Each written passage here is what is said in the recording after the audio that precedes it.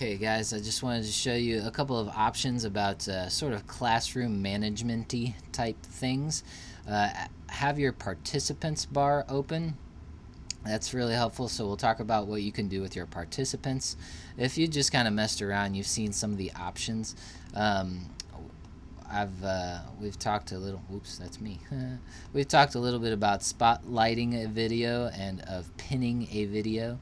But you can also stop a video. So if Fredbird is doing somersaults, in their class in the room or something like that, you can stop their video if they're being distracting. It's not kicking them out at all. They can still see everyone. They can still see you.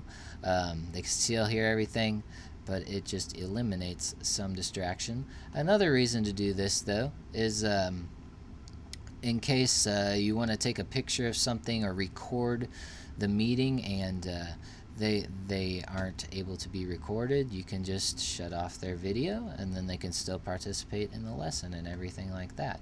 So you can also ask them to restart their video, and all they have to do is start their video again. They just get a little message. It's the same way as if you ask them to unmute.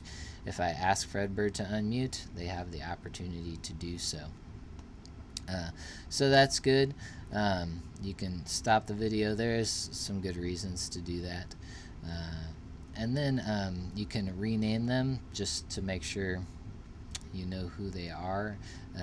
Kids, they like to put kind of funny stuff and things like that. I did a YouTube live drawing thing, and nobody had their real name. It was hard to tell who was really there, so it was kind of funny. Don't make anybody else the host. You can put people back in a waiting room if you need to for whatever reason, and then after you put them in the waiting room, you can just bring them back in. That's just an option. And then as we saw, you can remove, which you wouldn't really need to do or anything.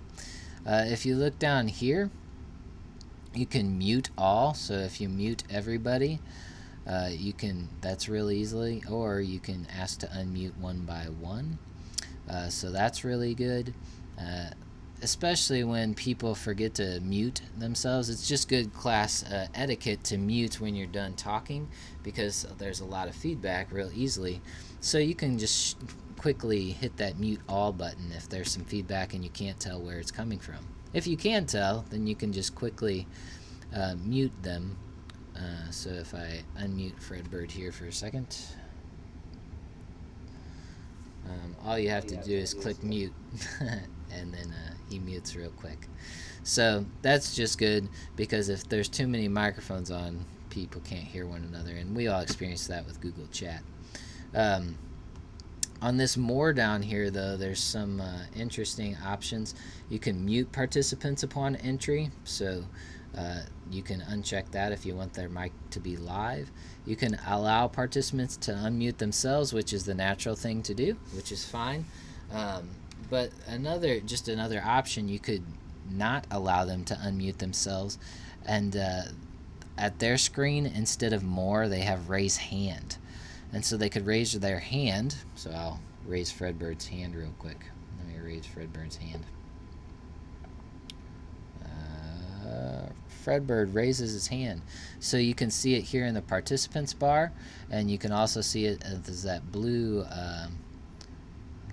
thing right there. And so when Fredbird raises his hand, I can be like, ask to unmute.